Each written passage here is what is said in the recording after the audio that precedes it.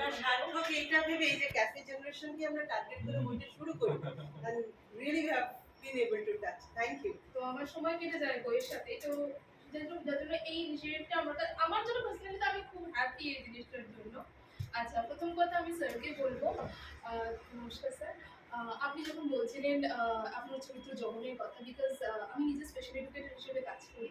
তো সেই মানুষদের নিয়েই আমার কাজ, অ্যাকচুয়ালি যাদেরকে সোসাইটিতে একটা কর্নার করে দেওয়া হয় হয়তো, তারা কোনো কারণে মূল স্রোতের সাথে হয়তো মিলে উঠতে পারেন না, তবে আমরা চেষ্টা করি তাদেরকে সেই মূল স্রোতে নিয়ে যাওয়ার জন্য। যার জন্য আমাদেরকে সেই লড়াইটা অনেকটা করতে হয়, এবং যার জন্য আমি খুব রিলেট করছিলাম আপনি যখন কথাগুলো বলছিলেন।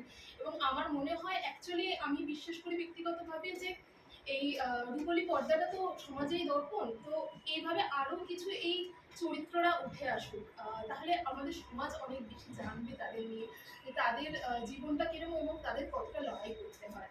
কারণ একটা দৃষ্টিকোণ দিয়ে অ্যাকচুয়ালি দেখা হয়, তো তো এই দিকের দৃষ্টিকোণটাও জানাটা সবার দরকার। একদমই তাই, পরিবারকে যেভাবে চলতে হয় এবং তাদেরকে মূলস্রোতে নিয়ে আসার জন্য তাদের নিয়ে তাদের যে স্ট্রাগলটা থাকে, এবং সেই জায়গাটা যেহেতু আমরা খুব কাছ থেকে দেখি, তো সেটা আমি খুব ফিল করছিলাম। অসংখ্য ধন্যবাদ। আর লেখা নিয়ে বলবো, হ্যাঁ, কবিতার জন্ম নামটা থেকেই বলি। আর একটা সুন্দর নামটা কেন কবিতার জন্ম, নামটা নিয়ে আমরা কিন্তু অনেক সময় বলি যখন কবিতা লিখতে ইচ্ছে হচ্ছে আমরা বলি কবিতা পায়, যেমন জলতেষ্টা পায় আমরা কিন্তু বলি কবিতা পায়। একদম কবিতার জন্মটা আমি যেমন এখনই একটা কথা বলবো, কিছুক্ষণ আগে একটা ঘটনা, যখন আমাদের সৃজাদি একটা ঘটনা শেয়ার করছিল তার এক্সপিরিয়েন্স থেকে, স্যার কিছুক্ষণের মধ্যেই বললেন যে এটা নিয়ে তো একটা শর্ট ফিল্ম করা যেতে পারে। এই যে এখানে কিন্তু একটা সৃষ্টি হলো, একটা জন্ম হলো, একটা ক্রিয়েশন হলো। তো আমার মনে হয় এভাবেই বোধহয় ক্রিয়েশনটা হয়, এক একটা মুহূর্ত, এক একটা সময় আমাদেরকে এক একটা জিনিস ক্রিয়েট করতে শেখায়। যেমন আমরা দেখেছি আমাদের বিশ্বযুদ্ধের সময় আমাদের অসংখ্য ক্রিয়েশন, অসংখ্য লেখা, অসংখ্য কবিতা বেরিয়ে এসছে, হয়তো সেই মুহূর্তটা খুব কঠিন সময়, বা আমরা মহাভারত খুব সাম্প্রতিক পেরিয়েছি, তখন দেখেছি খুব কঠিন একটা সময়ের মধ্য দিয়ে আমরা গেছি, কিন্তু সৃষ্টি কিন্তু থেমে থাকে।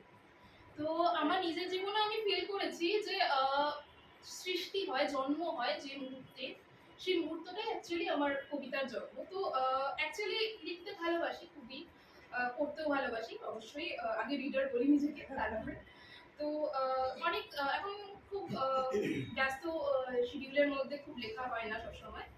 তো দিনটা ছিল খুব বৃষ্টির দিন, তো হঠাৎ করে মনে হলো যে সৃষ্টি করা যাক, কিছু কিছু লেখা যাক দু কলম।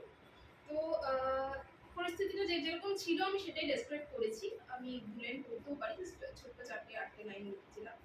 তো হঠাৎ করে মনে হলো দেখে না কিছু দু কলম থেকে বেরিয়ে এলো 4টে লাইন, তো মনে হলো একটা জন্ম হলো কবিতা। তো এইভাবে তো জন্মটা হয়, সৃষ্টিটা তো এইভাবেই হয় একটা মুহূর্ত থেকে। তো তার জন্যই কবিতার জন্ম। কবিতাটা কোন? আচ্ছা, কবিতাটা এটাই, কবিতার জন্ম।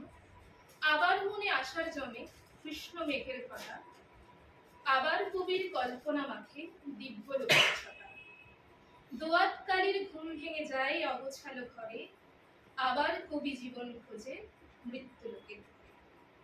আমি বিশ্বাস করি একটা কবিতার সাথে কিন্তু একটা কবিও জন্ম হয়।